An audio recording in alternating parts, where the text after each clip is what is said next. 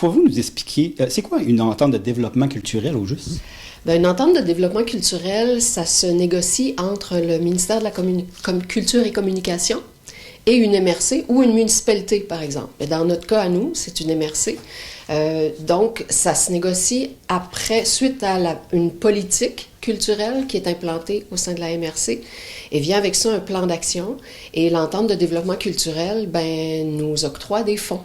Il y a une partie qui vient du ministère de la Culture et des Communications, une partie aussi qui est injectée par la MRC. Et ça donne en fait de l'argent pour pouvoir réaliser des projets. D'accord. Puis là, la MRC, vous venez de débuter, de lancer le projet culturel pour le printemps 2023. Pouvez-vous nous expliquer en gros c'est quoi? Oui, en fait, l'appel à projet, ça permet à des individus, à des organismes de déposer des projets. Parce que dans une entente de développement culturel, la MRC, nous, on développe des projets à l'interne, soit en partenariat avec des organismes ou même des individus, ou complètement à l'interne. On déploie des projets qui, on espère, vont avoir un impact sur l'ensemble de la MRC. Mais les appels à projets permettent aussi aux gens de l'extérieur de pouvoir déposer des projets en culture. Donc, 1 ou 2 fois par année, comme ça, on ouvre un appel et puis là, on vient d'en ouvrir un pour ce printemps 2023. OK. Là, l'appel, c'est ça vise plusieurs objectifs du plan d'action. Pouvez-vous nous expliquer c'est quoi au juste les objectifs qui sont visés? Oui. De façon générale, il y a toujours les objectifs qu'on vise, soit de rendre la culture la plus accessible, et de rendre la culture la plus mobile aussi sur le territoire. Mais dans cet appel-ci, on vise spécifiquement aussi d'avoir une action envers les jeunes et les enfants et aussi des actions pour valoriser le patrimoine. Donc, c'est les deux plus spécifiques là, qu'on a pour ce printemps-ci. OK. Puis qui peut... Déposer un projet. Autant les individus, les artistes ou artistes en voie de professionnalisation, mais on n'a pas besoin d'être artiste pour déposer un projet en culture. Il y a aussi les organismes à but non lucratif qui peuvent le faire. On a un engagement envers les Premières Nations aussi. Donc, le Conseil de bande de Gaspé-Gag peut déposer aussi dans cet appel à projet.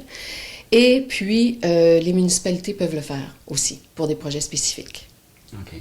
Là, c'est sûr qu'il y a des dates à respecter. Les gens, ils ont jusqu'à quand? On a jusqu'au 28 avril 2023 pour déposer un projet. On a jusqu'au 31 mars de l'année prochaine, 2024, pour le réaliser. Et puis, on offre, dans cet appel à projet-ci, on offre une aide qui peut aller jusqu'à 12 000 $ et qui peut couvrir jusqu'à 75 % des dépenses admissibles. Donc là, on s'entend que c'est pour des projets spécifiques. On ne va pas financer, par exemple, le fonctionnement d'un organisme, les salaires des employés, pas ça. C'est pour des projets spécifiques. Puis pour vous donner une idée du genre de projet, parce qu'on se dit quel genre de projet est acceptable dans une entente de développement culturel et dans la nôtre spécifiquement, là. Quel genre de projet est acceptable, sous quel angle il faut déposer un projet. Je vais vous donner un exemple d'un projet qu'on a financé au dernier appel, justement, qui va vous donner une belle idée de ce qu'on souhaite appuyer comme projet. On a reçu, par exemple, un projet qui a été déposé par 2 artistes, Élodie Samuel-Leduc et Fatou Minou. Ils ont proposé, de créer une correspondance intergénérationnelle. Ils ont ciblé des groupes d'étudiants du secondaire et des groupes de personnes âgées dans des résidences, des foyers pour personnes âgées. Et ils ont, comme ça, créé une correspondance, donc de l'écrit, par la création de littéraire. Ils ont créé un échange comme ça entre 2 générations. Et elle se transformait en factrice qui amenait les lettres d'un espace à l'autre et puis animait tous ces ateliers-là aussi. Et de là, après ça, ça a donné des choses qu'ils n'avaient même pas prévues. Tout de suite, les gens ont voulu se rencontrer. Donc, voyez-vous qu'au-delà même du projet, il y a après ça un désir même de se revoir. Ça a créé un désir de rencontre entre des générations différentes par la créativité. Puis le projet va donc même au-delà de ce qu'il proposait, parce qu'après ça, les gens ont même l'envie de se revoir.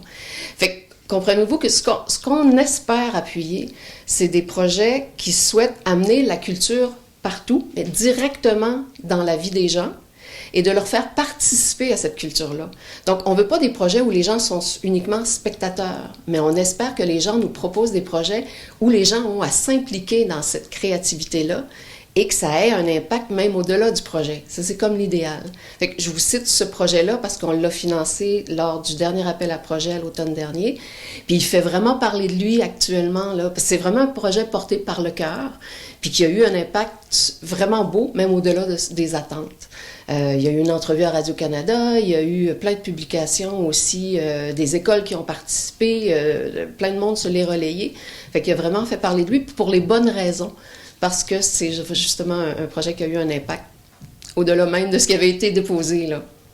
Okay. C'est quoi la meilleure façon de déposer un projet?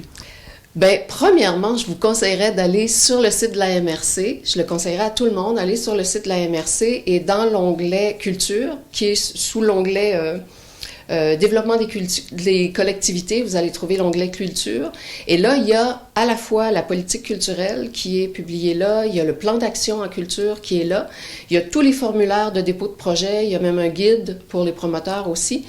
Et n'hésitez surtout pas à me contacter pour des fois valider si le projet que vous avez en tête cadre dans les objectifs qu'on a aussi. Puis comme ça, bien, j'écrirai pas le projet à la place des gens, mais je peux tout à fait guider les gens à ce que leur projet qu'ils soient sûrs si leur projet est admissible ou pas.